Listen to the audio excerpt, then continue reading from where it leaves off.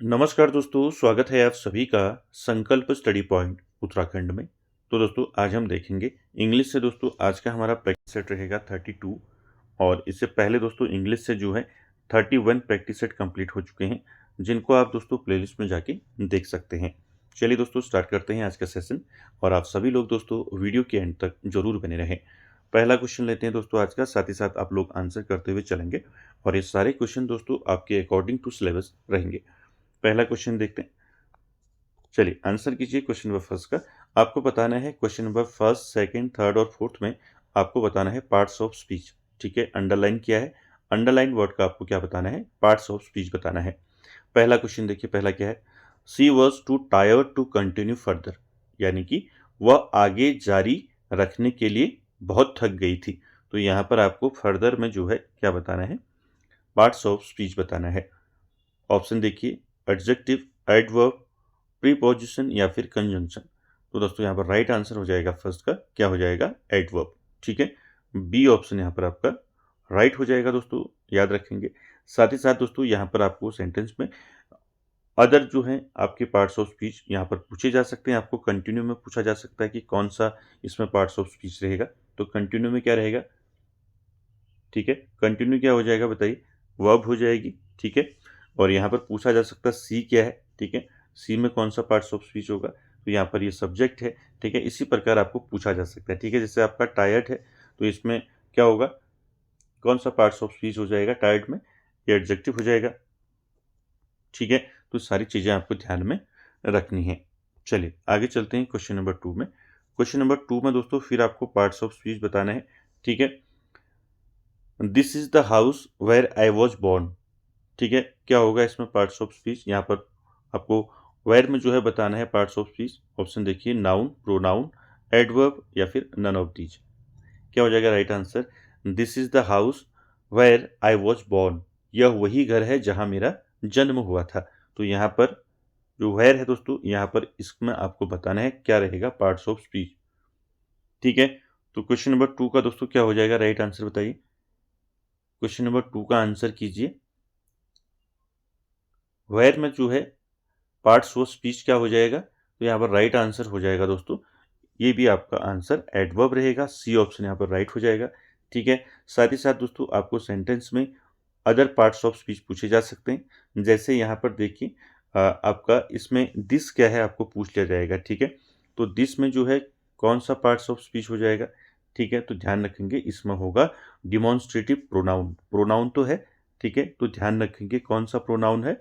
Demonstrative pronoun है। ठीक, ध्यान रखेंगे। साथ ही साथ दोस्तों आपको पूछा जा सकता है हाउस में क्या होगा? हाउस में पार्ट्स ऑफ स्पीच क्या रहेगा बताइए? क्या हो जाएगा? हाउस नाउन हो जाएगा ये। ठीक है, तो इसी प्रकार से आपको पूछे जा सकते हैं। जैसे आपका बॉर्न है। ठीक है, बॉर्न में क्या हो जाएगा? क्या है बॉर्न में? आपको पूछा जा सकता है इसमें पार्ट्स ऑफ स्पीच क्या रहेगा बॉर्न में? तो आंसर क्या हो जाएगा आपका? वर्ब है ये। ठीक है, ठीक है, वर्ब है। और कैसी वर्ब है अगर आपको पूछा जाएगा तो ये है पेसिव वर्ब। ठीक है, तो इस प्रकार से आपको अदर भी जो है यहाँ पर पूछे जा सकते हैं। ठीक है, चलिए आगे चलते हैं क्वेश्चन नंबर 3 में। क्वेश्चन नंबर 3 का आंसर कीजिए। क्वेश्चन नंबर 3 है दोस्तों, the utter silence in the room was disturbing. तो क्या हो जाएगा? यहाँ पर अटर का पूछा है। अटर में कौन सा पार्ट्स ऑफ स्पीच होगा? वर्ब, नाउन, एडजेक्टिव या फिर एडवर्ब? चलिए आंसर कीजिए क्वेश्चन नंबर 3 में। The utter silence in the room was disturbing, यानी कि कमरे में पसरा सन्नाटा परेशान करने वाला था। क्या हो जाएगा यहाँ पर अटर में पार्ट्स ऑफ स्पीच? तो राइट आंसर हो जाएगा क्वेश्चन नंबर 3 का एडजेक्टिव। ठीक है, तो यहाँ पर सी ऑप्शन राइट हो जाएगा, ध्यान रखेंगे। ठीक है, साथ ही साथ दोस्तों आपको सेंटेंस में अदर पूछे जा सकते हैं पार्ट्स ऑफ स्पीच। ठीक है, जैसे आपको पूछा जा सकता है कि जो डिस्टर्बिंग है, ठीक है, डिस्टर्बिंग में कौन सा पार्ट्स ऑफ स्पीच होगा? चलिए बताइए, आंसर कीजिए क्या होगा इसमें। ठीक है, इसी प्रकार साइलेंस में क्या होगा? ठीक है, रूम में क्या होगा? ठीक है, चलिए बताइए। बाकी आपको पता ही है जो है आर्टिकल है आपका। ठीक है, इस प्रकार से आपको पूछे जाएंगे। तो क्या रहेगा? डिस्टर्बिंग में पार्ट्स ऑफ स्पीच क्या हो जाएगा? ये एडजेक्टिव है। ठीक, एडजेक्टिव हो जाएगा। ठीक, और रूम की बात करें तो रूम में क्या हो जाएगा, रूम नाउन हो जाएगा दोस्तों, ठीक है, नाउन हो जाएगा। साइलेंस की बात करें, साइलेंस क्या हो जाएगा आपका, साइलेंस भी आपका नाउन हो जाएगा, ठीक, नाउन, ठीक है। तो ये सारी चीज़ें आपको ध्यान रखनी है, ठीक। चलिए अगला देखिए क्वेश्चन नंबर 4। क्वेश्चन नंबर 4 में भी आपको पार्ट्स ऑफ स्पीच बताना है, ठीक। चलिए, the meeting was cancelled on account of bad weather, ठीक है। यहाँ पर आपको बताना है दोस्तों ऑन अकाउंट ऑफ में कौन सा पार्ट्स ऑफ स्पीच होगा। ऑप्शन देखिए, प्रेपोजिशन, एडवर्ब, एडजेक्टिव या फिर कंजंक्शन। क्या हो जाएगा 4 का right answer, the meeting was cancelled on account of bad weather, यानी कि खराब मौसम के कारण बैठक जो है रद्द कर दी गई, ठीक है। तो यहाँ पर ऑन अकाउंट ऑफ में आपको पार्ट्स ऑफ स्पीच बताना है। क्या हो जाएगा राइट आंसर 4 का, 4 का राइट आंसर हो जाएगा दोस्तों ऑन अकाउंट ऑफ। क्या होता है, ये होता है दोस्तों प्रेपोजिशन, ठीक है। तो यहाँ पर आपका ए ऑप्शन राइट हो जाएगा। ध्यान रखेंगे दोस्तों कौन सा पूछा जा सकता है आपको, कौन सा प्रेपोजिशन है, ये है दोस्तों कंपाउंड प्रेपोजिशन, ठीक है, याद रखेंगे कंपाउंड, ठीक है, कंपाउंड प्रेपोजिशन है, ठीक है, ध्यान रखेंगे इसको ऑन अकाउंट ऑफ, ठीक है। अदर इसमें पूछे जा सकते हैं दोस्तों आपको, ठीक है। तो अदर पार्ट्स ऑफ स्पीच इसमें क्या पूछे जा सकते हैं आपको, जैसे आपका यहाँ पर पूछा जा सकता है कि जो आपका क्या है कैंसल्ड है, इसमें क्या है पार्ट्स ऑफ स्पीच। तो दोस्तों ये क्या है, ये वर्ब है, ठीक है, पूछा जा सकता है, ठीक है। साथ ही साथ दोस्तों यहाँ पर जो वेदर है, ठीक है, वेदर में क्या है दोस्तों पार्ट्स ऑफ स्पीच पूछा जा सकता है आपको। वेदर में क्या है पार्ट्स ऑफ स्पीच, क्या रहेगा बताइए, क्या रहेगा, वेदर, मौसम, क्या हो जाएगा, नाउन हो जाएगा, ठीक। तो इस प्रकार से आपको इसमें पूछे जा सकते हैं। जैसे मीटिंग है आपका, ठीक है, मीटिंग भी क्या है आपका, ये भी तो नाउन है, ठीक। तो इसको भी आप ध्यान में सारी चीज़ें आपको रखनी है। चलिए आगे चलते हैं अगले क्वेश्चन पर।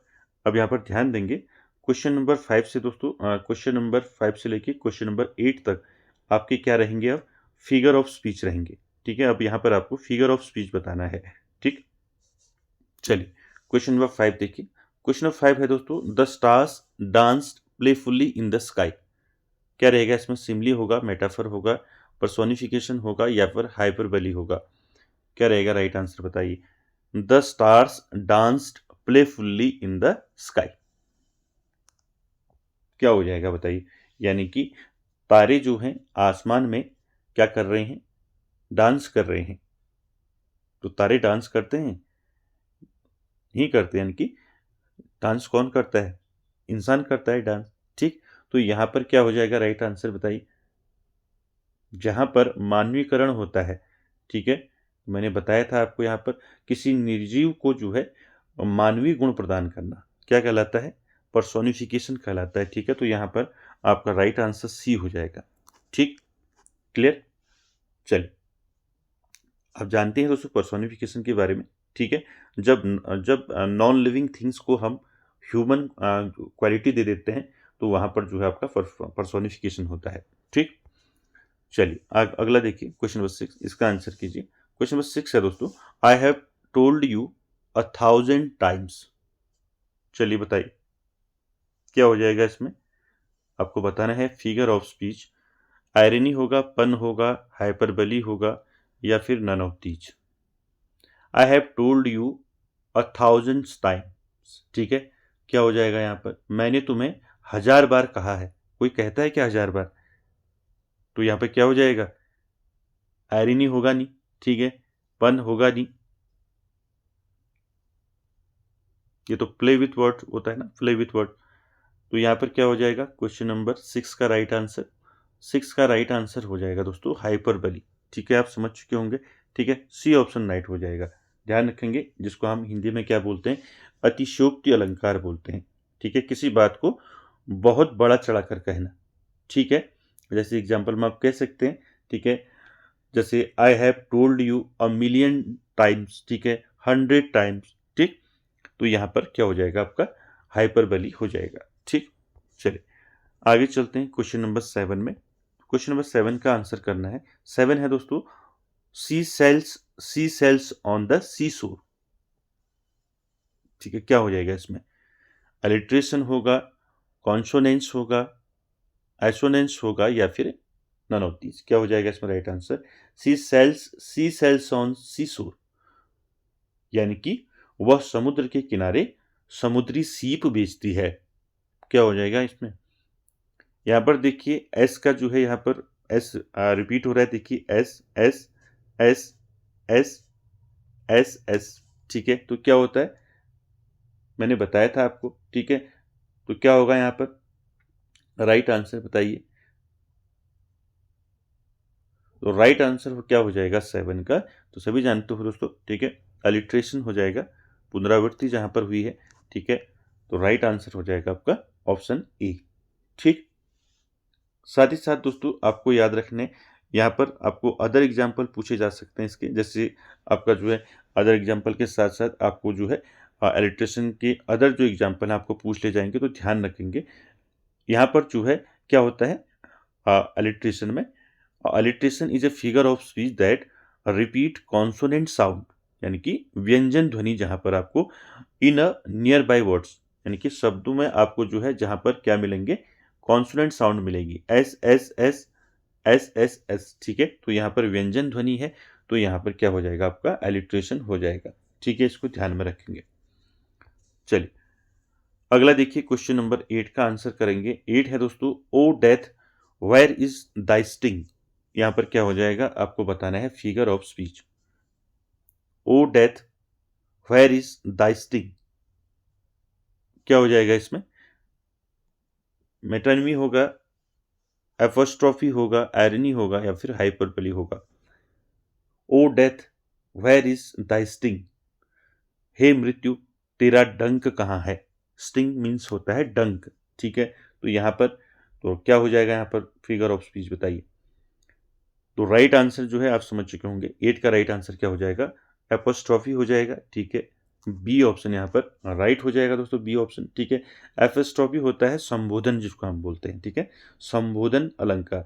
जो संबोधन होता है दोस्तों, ये किस प्रकार से इसमें आपके बनते हैं, स्टार्ट कैसे होते हैं सेंटेंस, ओ और एच से होते हैं, ध्यान रखेंगे, ओ, ठीक, क्लियर है। तो एपोस्ट्रॉफी ध्यान रखेंगे।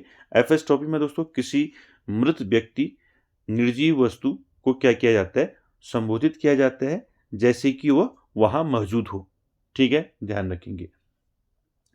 चलिए आगे चलते हैं क्वेश्चन नंबर 9 में। क्वेश्चन नंबर 9 में दोस्तों अब यहां से आपको जो है सिनोनिम्स बताने हैं, ठीक है, पर्यायवाची बताने हैं।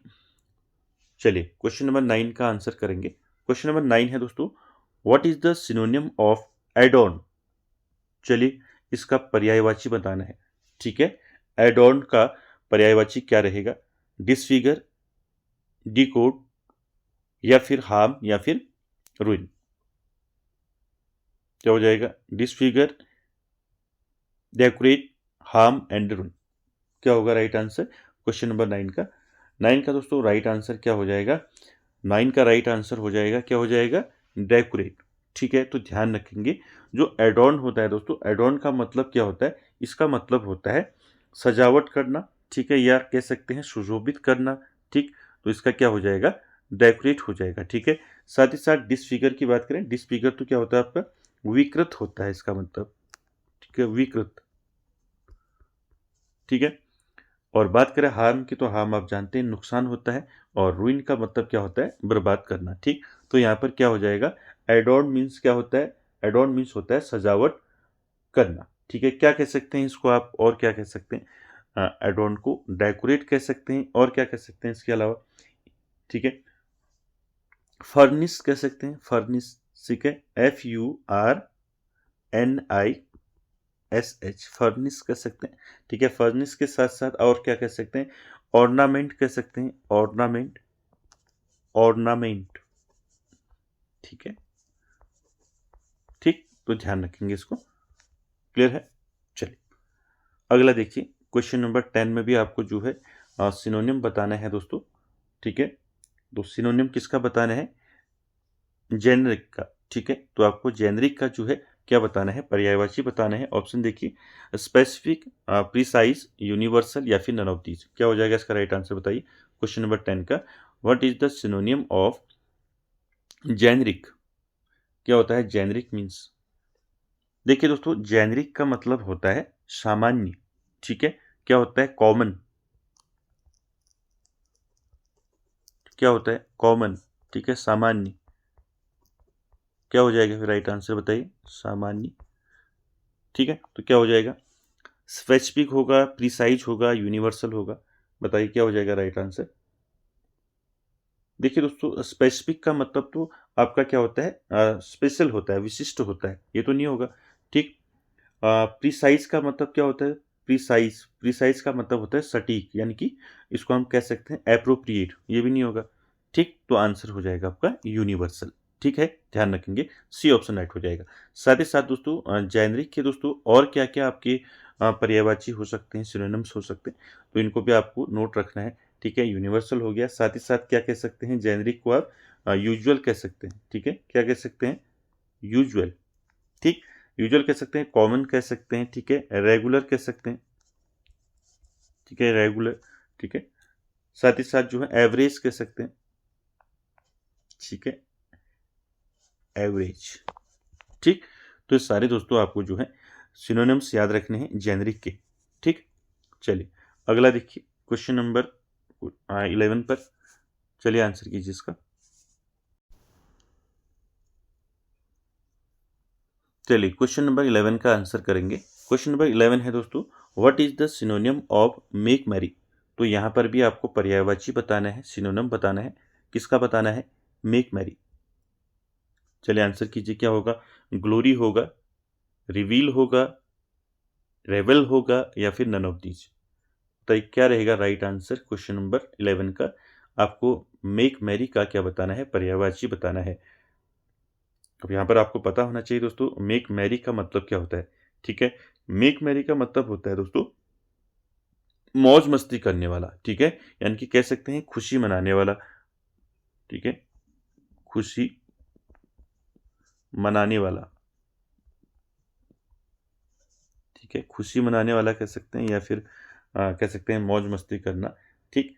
तो इसको दोस्तों, ये इसका क्या हो जाएगा फिर यहाँ पर पर्यायवाची? देखिए ग्लोरी होगा, ग्लोरी नहीं होगा, ठीक है। ग्लोरी मीन्स तो वैभव होता है ना, वैभव, ब्यूटी कह सकते हैं, ठीक। रिवील का मतलब होता है आपका शो करना, शो प्रकट करना होता है ना, रिवील। और यहाँ पर राइट आंसर क्या हो जाएगा आपका? रेवल हो जाएगा, ठीक है। रेवल मतलब भी क्या होता है? खुशी मनाना, ठीक है, मौज मस्ती करना होता है, ठीक है। इसको और क्या कह सकते हैं आप? मेक मैरी को, मेक मैरी को हम रेवल कह सकते हैं, ठीक है, रेवल कर सकते हैं। और क्या कह सकते हैं? सेलिब्रेट कह सकते हैं, ठीक है, सेलिब्रेट, सेलिब्रेट कह सकते हैं। और क्या कह सकते हैं सेलिब्रेट के अलावा? फ्रोलिक कह सकते हैं, फ्रोलिक, फ्रोलिक, फ्रोलिक मतलब भी आपका जो है क्या होता है? मौज मस्ती करना होता है, ठीक है। तो यहाँ पर पर्यायवाची शब्द याद रखेंगे मेक मैरी के, ठीक है। मेक मैरी मीन्स होता है मौज मस्ती करना या फिर खुशी मनाना। चल अगला क्वेश्चन नंबर 12, यहाँ पर भी आपको 12 में क्या बताना है?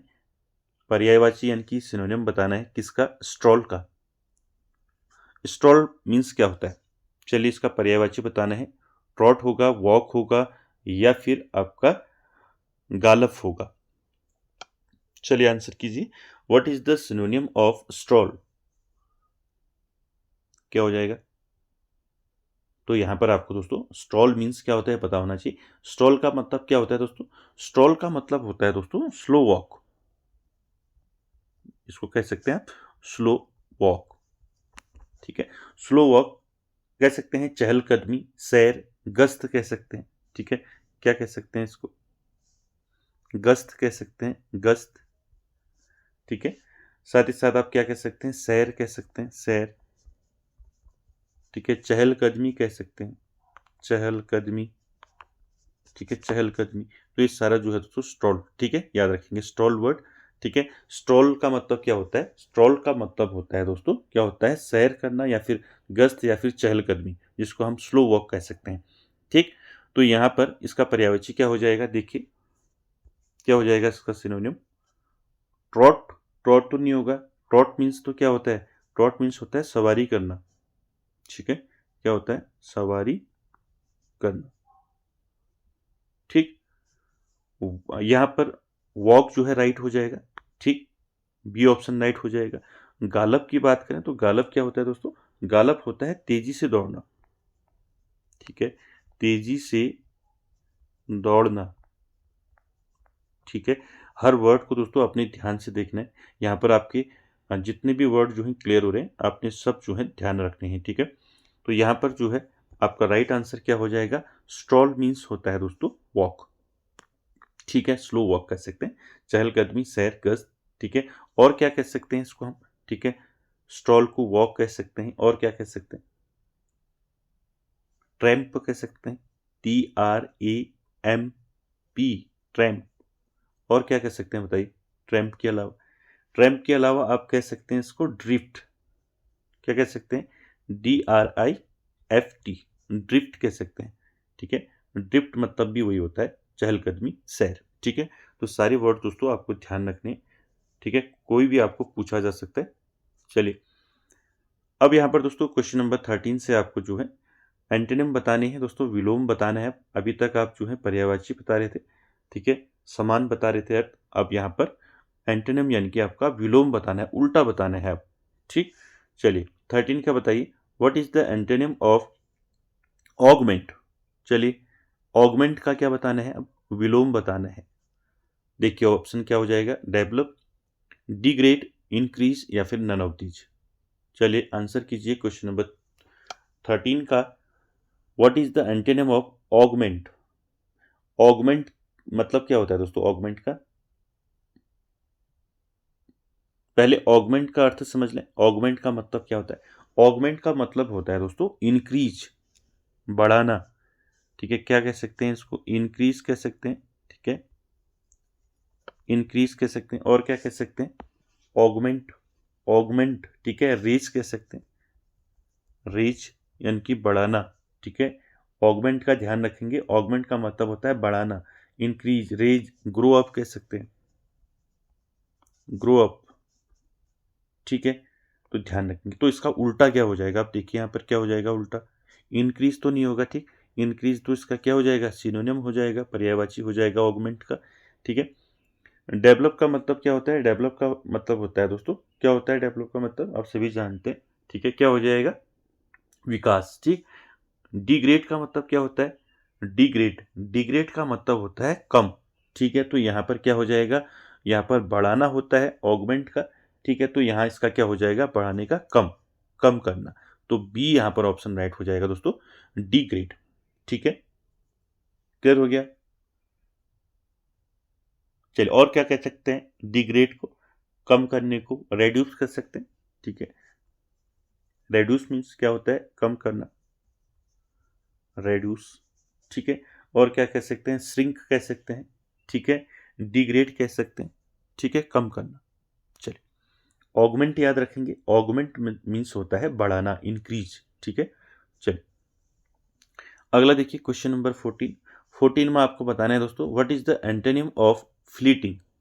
चलिए बताइए फ्लीटिंग का एंटोनिम क्या हो जाएगा, इनकी विलोम क्या हो जाएगा, ब्रीफ होगा, टेम्परेरी होगा, परमानेंट होगा या फिर शॉर्ट होगा। चलिए आंसर कीजिए क्वेश्चन नंबर 14 का, what is the antonym of fleeting. Fleeting किसे बोलते हैं दोस्तों, फ्लीटिंग, फ्लीटिंग होता है दोस्तों, फ्लीटिंग का मतलब होता है क्षणभंगुर कहते हैं जिसको, क्या कहते हैं, क्षणभंगुर, ठीक है, क्षण भंगुर, ठीक है। तो क्या हो जाएगा, क्षण भंगुर यानी कि क्षण भर में नष्ट होने वाला, ठीक है, क्षण भंगुर। तो यहाँ पर क्या हो जाएगा, ब्रीफ, ब्रीफ मतलब क्या होता है, ब्रीफ का मतलब तो संक्षिप्त होता है, ठीक है, कहते हैं ना संक्षिप्त में लिखो, ठीक है, ये हो जाएगा संक्षिप्त।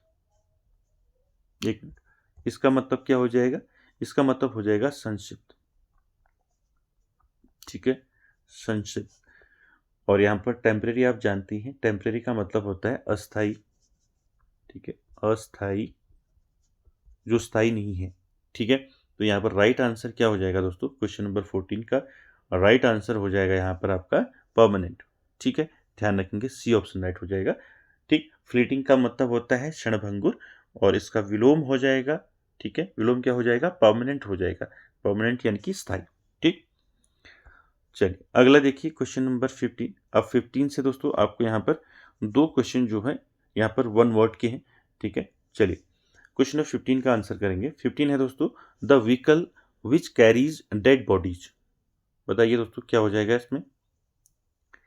ऐसी गाड़ी जो डेड बॉडीज को कैरी करती है उसको क्या बोलते हैं? कॉफिन बोलते हैं, कॉप्स बोलते हैं, एम्बुलेंस बोलते हैं या फिर हार्स बोलते हैं। क्या हो जाएगा राइट आंसर क्वेश्चन नंबर 15 का? आपको बताना है दोस्तों, एक ऐसी गाड़ी, एक ऐसा वाहन जिसका प्रयोग शव को ले जाने के लिए किया जाता है। क्या हो जाएगा राइट आंसर यहाँ पर? देखिए दोस्तों, कॉफिन क्या होता है? कॉफिन होता है ताबूत, ताबूत बोलते हैं इसे, ताबूत होता है ना कॉफिन, ठीक।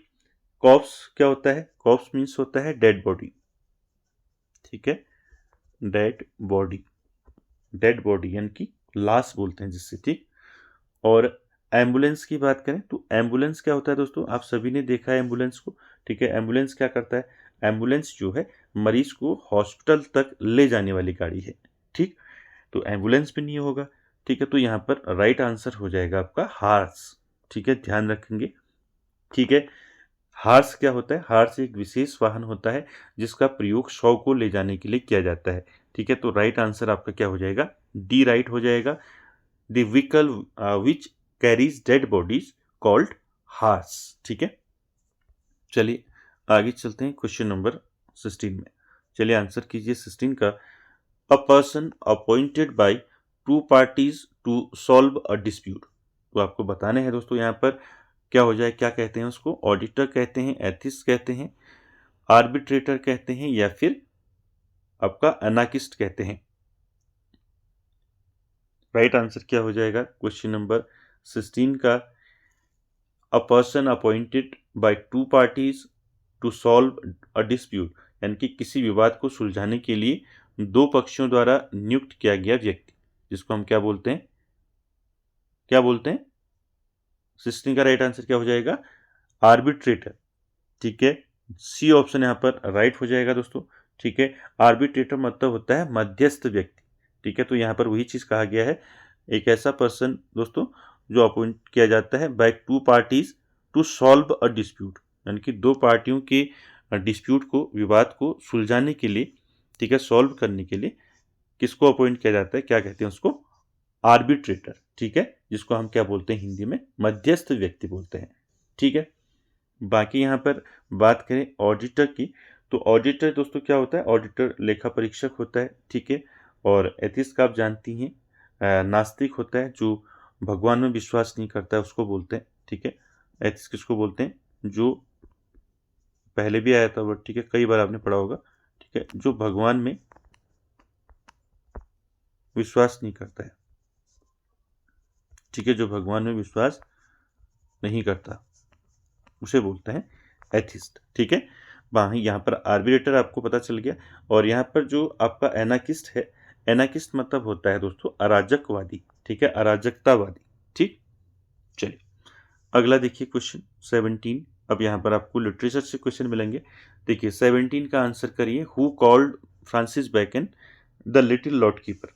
आपको बताना है फ्रांसिस बैकन को जो है लिटिल लॉर्ड कीपर किसने कहा था। चलिए आंसर कीजिए।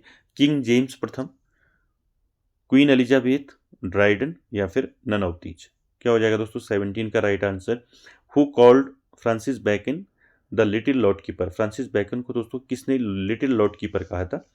तो यहाँ पर राइट आंसर हो जाएगा 17 का, क्या हो जाएगा बताइए? आप सभी जानते हैं राइट आंसर क्या हो जाएगा? क्वीन एलिजाबेथ, ठीक है। बी ऑप्शन यहाँ पर दोस्तों राइट हो जाएगा, ध्यान रखेंगे इसको, ठीक है। फ्रांसिस बैकन को लिटिल लॉर्ड कीपर किसने कहा था? तो क्वीन एलिजाबेथ ने कहा था, ठीक। साथ ही साथ दोस्तों यहाँ पर फ्रांसिस बैकन की बात हो रही है, तो फ्रांसिस बैकन से दोस्तों आपको इनके वर्क्स पूछे जाते हैं, ठीक है, इनके जो मेजर वर्क्स हैं पूछे जाते हैं, ठीक। साथ ही साथ इनके जो एडिशन है दोस्तों एसेस के, वो आपको ध्यान में रखने हैं, ठीक है। जैसे इनका जो है पहला जो इनका एसे का जो है पहला एडिशन जो इनका है, ठीक है, इनका एसेस का जो इनका फर्स्ट कलेक्शन आया, ठीक है, जो फर्स्ट इनका जो एडिशन था एसिस का फर्स्ट एडिशन, तो यहाँ पर पूछा जाता है कभी कि इनका जो फर्स्ट एडिशन है कब आया और उसमें कितने एसेज थे। ठीक है, तो उसको ध्यान रखेंगे। पहला जो इनका फर्स्ट जो एसेज आया था, इनका जो फर्स्ट एडिशन जो आया था, ये आया था इनका 1597। ध्यान रखेंगे, हर पॉइंट को आपको ध्यान रखना है। 1597 में फ्रांसिस बेकन का क्या आया था, एसेज का पहला एडिशन आया था। ठीक है, इसमें कुल कितने एसेज थे इनके, कुल कितने इसमें थे, 10 थे, यानी कि 10 एसेज थे इनके फर्स्ट एडिशन में। ठीक, पहला। इनके इसी प्रकार से एसेज के जो है 3 कलेक्शन आए, यानी कि 3 कलेक्शन आए, फर्स्ट सेकेंड एंड थर्ड में इनका फाइनल एडिशन आया था। ठीक है, तो यहाँ पर आपको ऐसे याद रखना है। ठीक है, पहला एडिशन जो आया 1597 में आया और इसमें कितने एसेज थे दोस्तों, 10 एसेज थे। ठीक है, इसके बाद जो दूसरा एडिशन आया इनका सेकेंड, ठीक है, सेकेंड एडिशन जो है इनका एसिस का, ठीक है, जो इनका एसे का जो है एसिस का सेकेंड एडिशन आया, ये कब आया, चलिए बताइए। ये सब आपने पढ़े हैं, तो सेकेंड एडिशन कब आया इनका, सेकेंड एडिशन आया 1612 में, 1612 में इनका सेकेंड एडिशन आया दोस्तों एसिस का।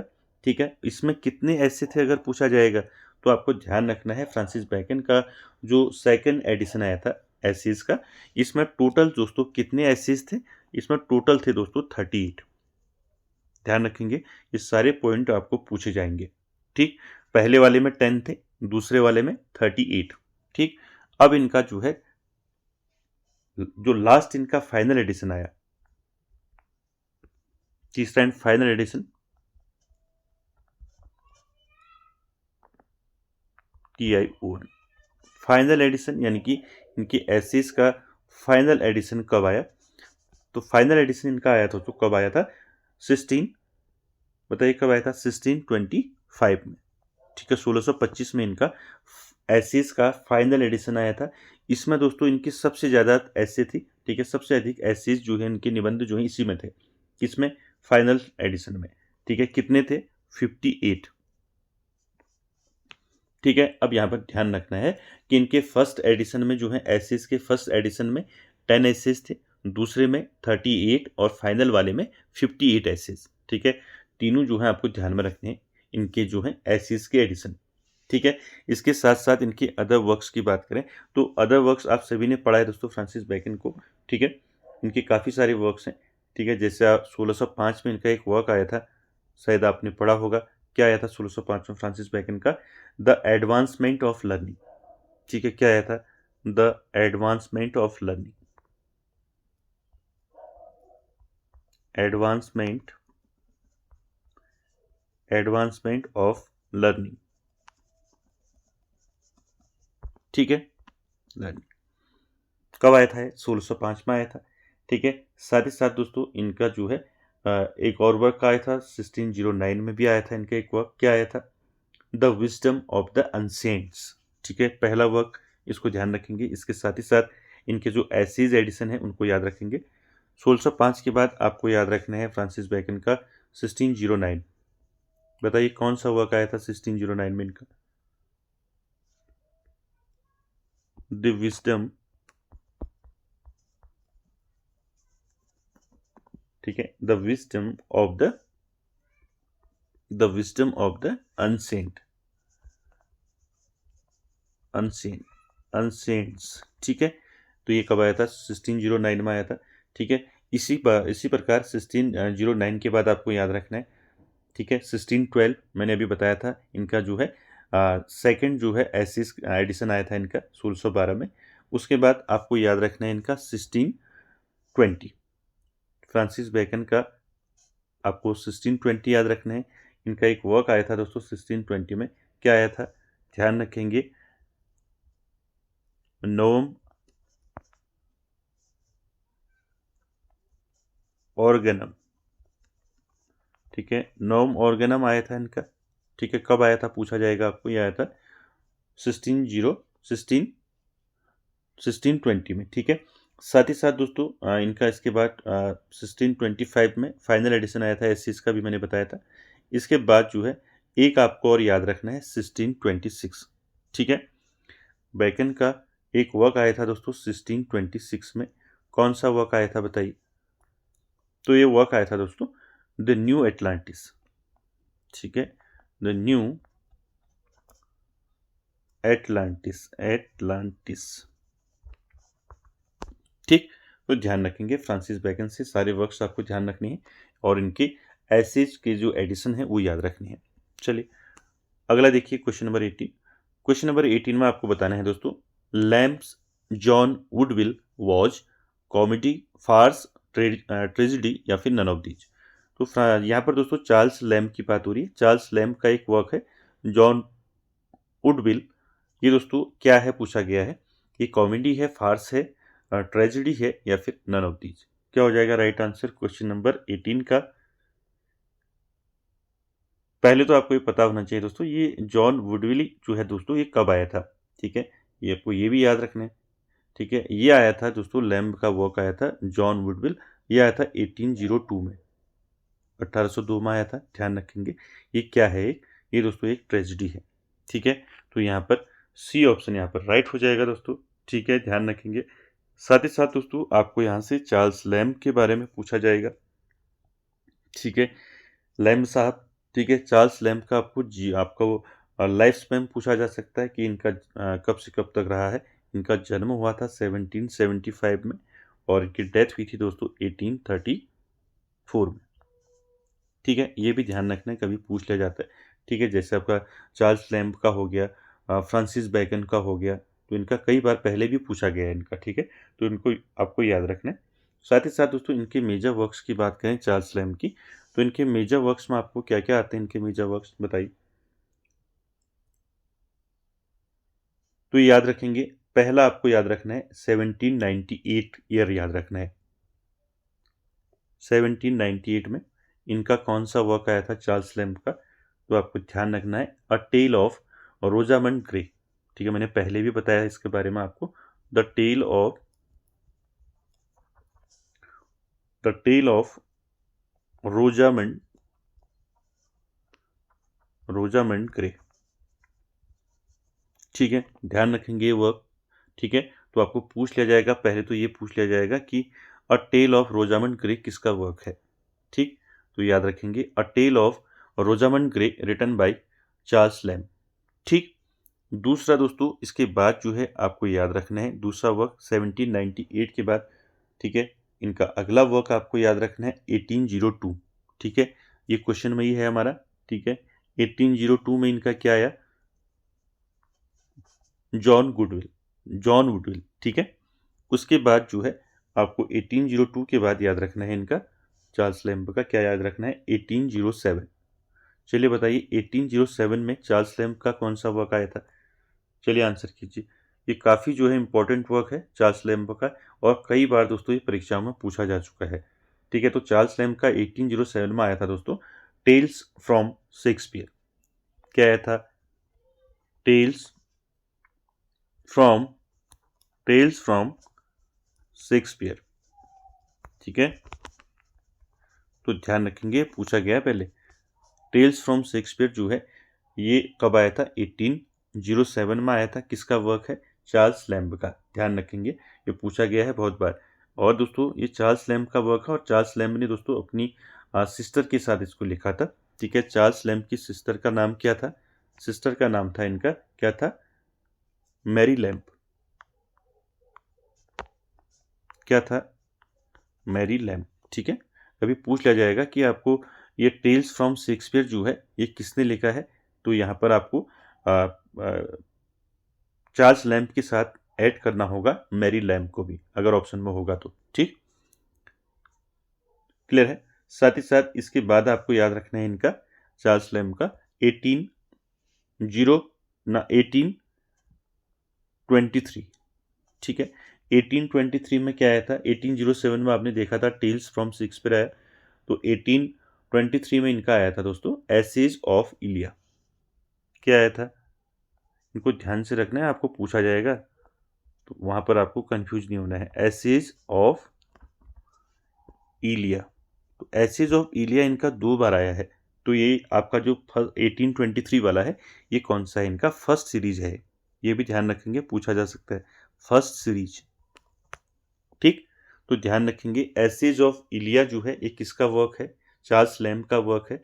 ठीक है, इसका जो फर्स्ट सीरीज है वो आई थी 1823 में और दूसरी सीरीज आई थी 1833 में।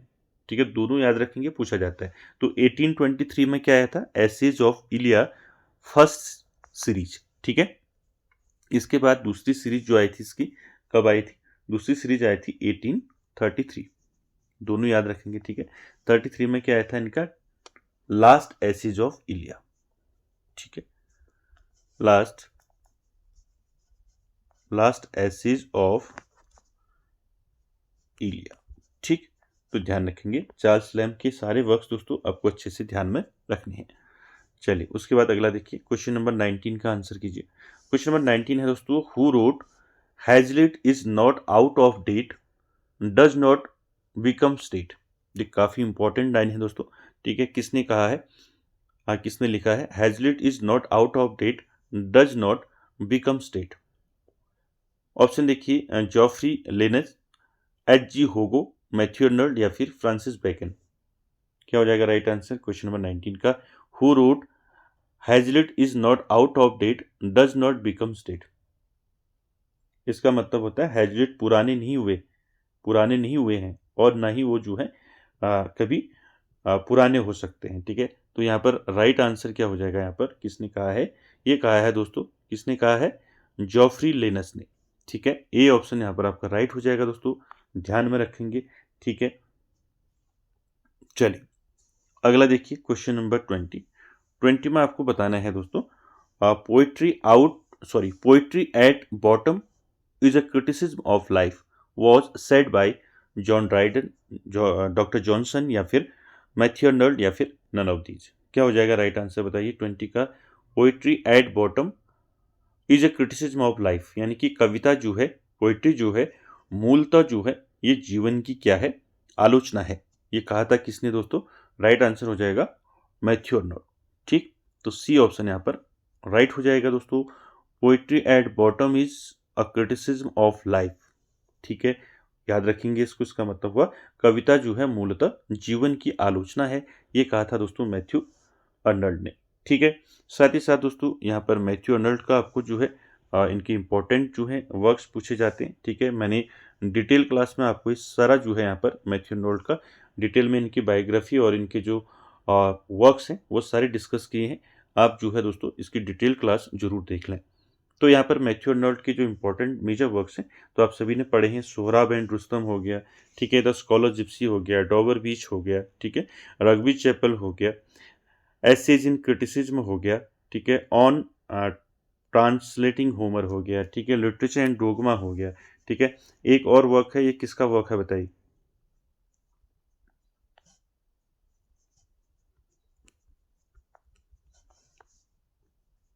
इसके बारे में मैंने डिटेल में जब मैं मैथ्यू अर्नल्ड के बारे में बताया था आपको, वहां पर बताया था मैंने आपको ये। फॉरसेकन मरमैन किसका वर्क है, फॉरसेकन मरमैन, तो दोस्तों ये मैथ्यू अर्नल्ड का ही है। ठीक है, ध्यान रखेंगे इसको, ये मैंने आपको डिटेल क्लास में अच्छे से बताया था, वहाँ आप जरूर देखें एक बार। ठीक है, तो राइट आंसर क्या हो जाएगा यहाँ पर, सी मैथ्यू अर्नल्ड, इसके सारे वर्क देखने हैं आपने। ठीक, तो दोस्तों आज के सेशन में इतना ही, मिलते हैं नेक्स्ट सेशन में, तब तक के लिए धन्यवाद।